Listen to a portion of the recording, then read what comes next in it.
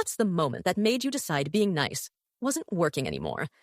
I used to be the person everyone called when they needed something, the one who would drop everything to help a friend move or stay late at work to finish someone else's project. My boss would text me at 11 p.m., and I'd respond immediately. I'd cover shifts when coworkers called in sick. I'd volunteer for the projects nobody wanted. I was raised to believe kindness would always come back to you. For 5 years at Davidson Media, I was the first to arrive and last to leave. I helped my coworkers meet their deadlines. I brought coffee for the team when everyone was stressed. I even let my boss, Diane, take credit for my ideas during presentations because she said it would look better coming from management. When my dad got sick last year, I asked Diane if I could work remotely 2 days a week so I could drive him to chemo. She sighed and said, "We really need you in the office, but I suppose we can make it work for a month or two." I was so grateful that I worked twice as hard on my office days, making sure nothing fell through the cracks. Dad's treatment was supposed to last 6 months, but after 3 months, Diane called me into her office. She said the remote arrangement wasn't working. The team needed me physically present every day, and besides, it had been long enough. I explained that Dad was only halfway through treatment. He couldn't drive himself and had no one else. She just stared at me until I lowered my eyes and said, "I understand." I spent the next week burning through my savings to hire drivers for Dad. I was exhausted, constantly worried about him, but still the first one in the office every morning. Then came the Maxwell Project, a huge account that could make or break our quarter. I spent weeks researching, building the pitch, creating mock-ups, everything. I even missed one of Dad's appointments to finish it. The day before the presentation, Diane asked to see my materials. I handed over everything, including my presentation notes. The next morning, I arrived early, excited to present my work, only to find the conference room already full. Diane was at the head of the table, showing my slides to the clients. I stood in the doorway frozen as she used my exact words, my research, my ideas. When she saw me, she smiled and said, "Oh, good. Jennifer, can you grab coffee for everyone? We're just getting started." The client turned, saw me, and asked, "Aren't you presenting this?" Before I could answer, Diane jumped in. "Oh, no, this is my project. Jennifer just helped with some research." I got the coffee and watched from the back as she was praised for my work. The client loved it. They signed a 3-year contract, the biggest in company history. When executives came down to congratulate the team, Diane accepted all the praise. She got a bonus. She got a promotion. I got a $50 gift card to Starbucks. That night, Dad called. He'd fallen trying to get from the taxi to his front door. He had been lying on the ground for 20 minutes before a neighbor found him. If I had been there, I kept thinking, if I had just been there. 2 days later, the company held a celebration for the Maxwell deal. Diane was given an award. I stood and clapped with everyone else. Then came the announcement that made everything stop. Diane would now head up a new division created specifically for the Maxwell account, and she needed a strong team. She spent 10 minutes talking about the qualities she was looking for, then announced her first hire, Ryan, the guy who had been with the company for 6 months and hadn't contributed a single thing to the project. I sat there stunned as everyone congratulated him. Then Diane looked at me and said, "Jennifer, I need those quarterly reports by end of day. I know you won't let me down." Something broke inside me. 5 years of saying yes, of staying late, of missing time with my sick father. 5 years of watching others take credit for my work. 5 years of being nice. I stood up, walked to the bathroom, and stared at myself in the mirror. My hands were shaking. I barely recognized the woman looking back at me. That was the moment, when I decided being nice wasn't working anymore. I walked back into the celebration with a strange calm I'd never felt. I tapped Diane on the shoulder and said, "I need to speak with you right now." She gave me that patronizing smile, the one that said, "Not now, sweetie. The adults are talking." I didn't move. I just stared until her smile faltered. "Fine, Jennifer. What is it?" "I think we should discuss this privately," I said, steady. Everyone was watching. She followed me to a quiet corner. I asked why Ryan was being moved to the Maxwell team when I created the entire presentation, the research, the pitch, everything. Her eyes narrowed, then the fake smile returned. "It was a team effort, and as your manager, I decided how to allocate resources." Anger flared.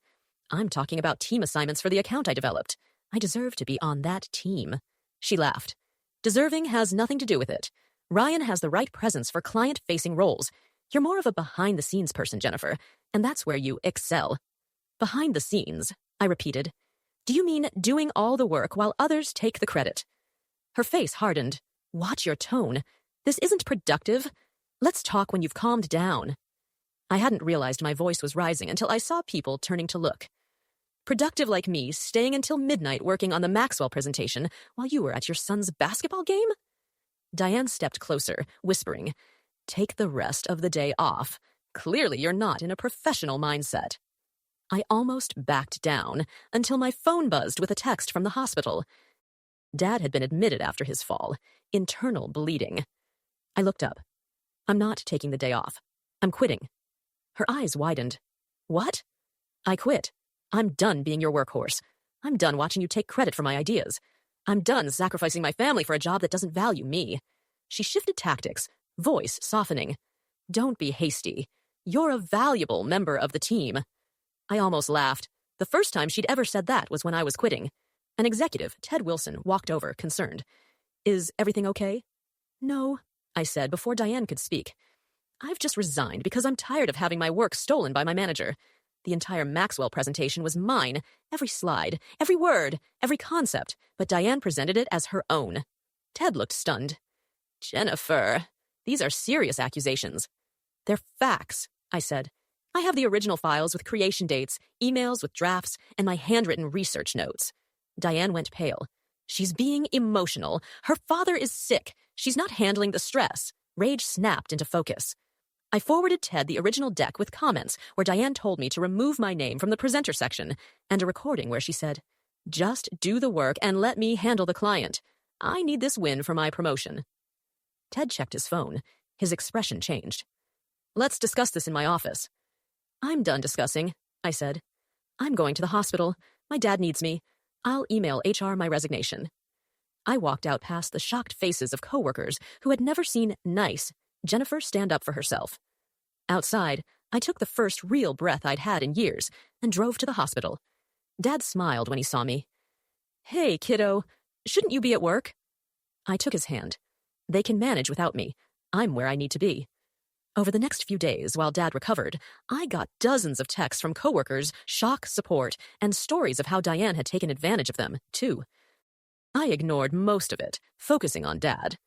A week later, Ted emailed asking me to call. We've terminated Diane's employment, he said.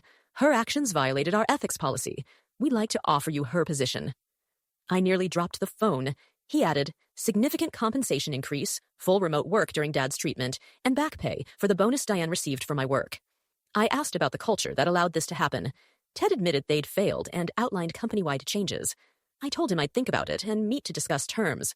That night, I asked Dad what he thought. When did you feel most like yourself this week? He asked. I pictured standing up to Diane. Then that's your compass, he said. I met with Ted and laid out conditions. Full remote flexibility during Dad's treatment, a team of my choosing, and a company-wide attribution policy ensuring people receive credit for their work. He agreed. I started the new role the next month, working largely from Dad's house while he recovered. The team respected me because I respected them. We delivered phase 1 of Maxwell early and under budget. It wasn't all smooth some try testing the old Jennifer, but they learned I was fair, not a doormat. 6 months later, Dad finished treatment. The doctors were cautiously optimistic. I'd proven myself as a leader and earned a company-wide innovation award. One evening, Dad came into my little home office. That day, you walked into the hospital after quitting. There was something different about you, he said, like a weight was gone. He was right. I had been kind and well-intentioned before, but also afraid of conflict, disapproval, standing alone. The woman I became wasn't fearless, but she set boundaries and demanded respect, and got it more often than the one who begged for it. The next week, Ryan emailed. He'd been reassigned and now worked under a manager worse than Diane. He asked if I had openings on my team. He'd heard I gave credit where it was due. Part of me wanted to ignore him, but nice doesn't have to mean pushover, and strong doesn't have to mean vindictive.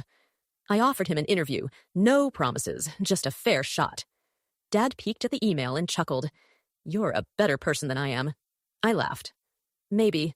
Or maybe I've just learned I can be kind without being used. 2 years later, I'm still at Davidson Media, now as a director. I've built a team known for excellence and ethics. Every project credits each contributor by name. We've become the division everyone wants to work for. Dad's cancer is in remission. He's taken up golf and complains about his swing. He comes to the office holiday party and tells embarrassing stories about me. Last month, Diane applied for a position in my department. She didn't recognize my married name. When she walked in and saw me, her face cycled through 5 emotions in 3 seconds. I conducted the interview professionally and didn't hire her, not out of revenge, but because better candidates valued collaboration and integrity. As she left, she said, "You've changed, Jennifer." I smiled. "Yes. Thank you for noticing." She looked confused. "You're thanking me?" "In a way," I said. "If you hadn't pushed me to my breaking point, I might never have found my strength. Sometimes our worst moments lead to our best decisions. When people ask about the moment I decided being nice wasn't working anymore, I tell them it wasn't about stopping kindness. It was about starting to be kind to myself, too. That was the beginning of self-respect. And remarkably, those two things can exist side by side if you're brave enough to make space for both.